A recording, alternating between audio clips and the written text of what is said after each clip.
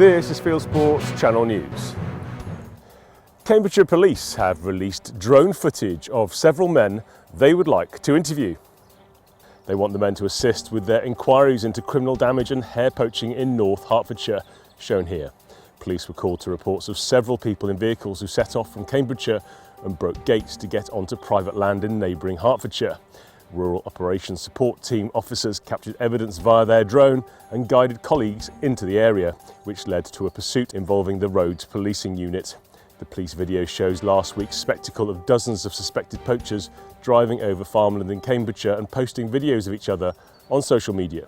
Police arrested 2 men in connection with that incident, an 18-year-old man from Spalding and a 26-year-old man from Grantham.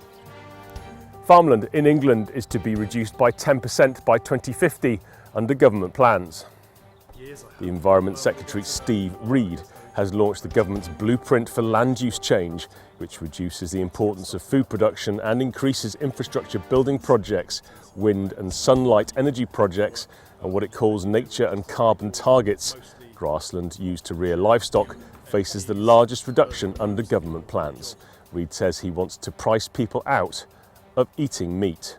Former Welsh Minister Mark Drakeford introduced the same policy in 2023, but the Welsh Labour government dropped it in 24 after accusations that meat imports from South America would lead to trees cut down in the Amazon, so Drakeford could plant them in Snowdonia. Reid has launched a consultation to take part. There's a link below. The shooting community already funds millions in conservation, provides thousands of rural jobs, and strengthens the social fabric in the countryside. It is important that the government now acknowledges and recognises the vital role our community plays in balancing ecosystems and supporting local livelihoods. Without our community, the rural economy, as well as biodiversity, will suffer. It is therefore crucial that shooting and conservation is at the very heart of all future land use policies. We stand firm for the countryside and with our community, and we will work closely with policymakers to secure a future where shooting, conservation, food production and sustainable land management will go hand in hand. Scotland's Minister for Agriculture and Connectivity, Jim Fairley, has done a U-turn on deer seasons.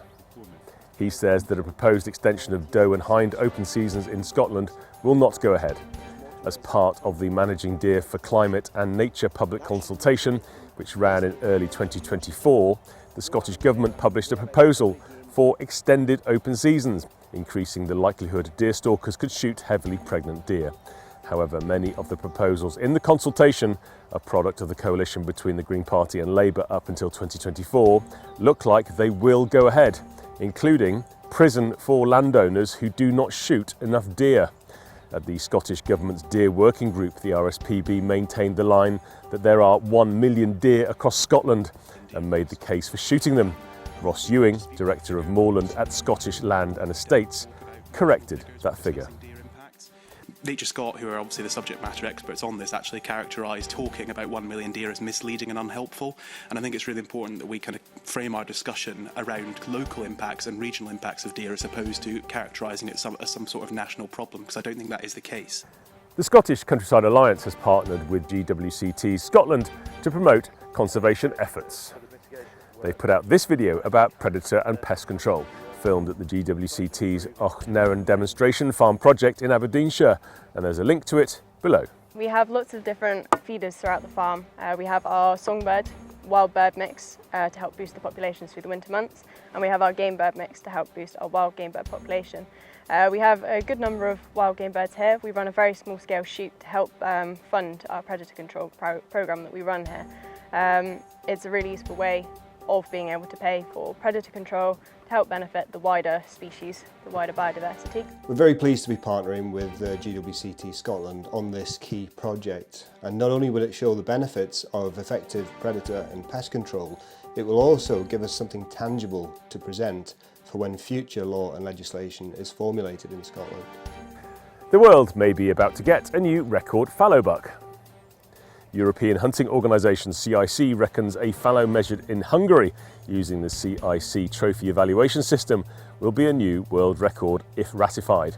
The trophy reached 242.7 CIC points, exceeding the current record. Final validation by the CIC International Trophy Evaluation Board is pending. Thanks to Will Nomus for the story.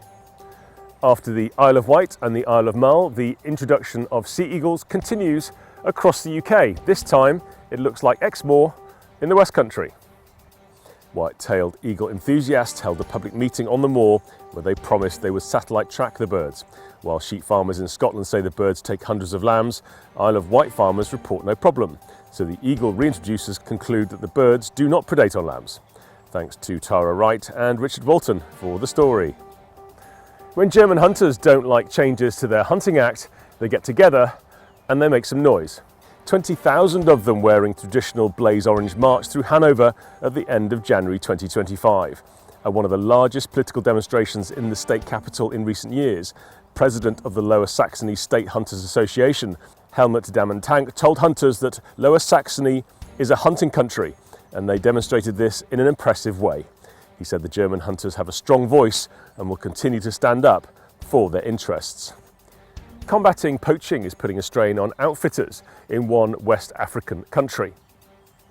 Many small hunting safari operators in northern Cameroon have abandoned their concessions, leaving vast areas unprotected. As these lands become overrun with poachers and cattle, wildlife populations plummet. The remaining hunting companies are the last line of defence conducting anti-poaching efforts. It's a huge problem in Cameroon. That's countrywide. It's not focused on our areas. It's all over, in the hunting blocks, in the national parks, any wild areas. It's a big problem. Antis are trying to pin a charge of illegal hunting on Donald Trump Jr. The 48-year-old son of the US president went duck hunting in northern Italy at Christmas, and his Field Ethos Hunting magazine has put out a film about it. The bag included a ruddy shelduck, which is widespread across southeastern Europe and all of Asia. The bird is of least conservation concern. A spokesman for Trump says he plans on fully cooperating with any investigation. Are you planning on buying guns or bullets in America?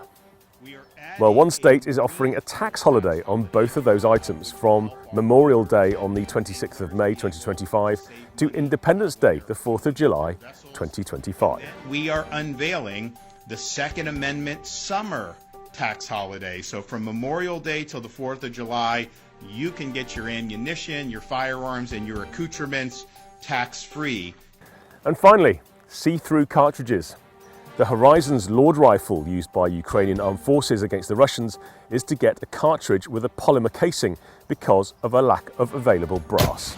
The caliber is a massive 12.7 by 114 HL.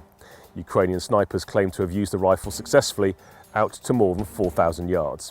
With transparent polymer casing, the shell was designed as a disposable, but most of the fired polymer shells after, say the manufacturers, a small squeeze at the bottom, are reloadable.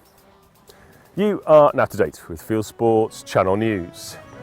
Stalking the stories, fishing for facts.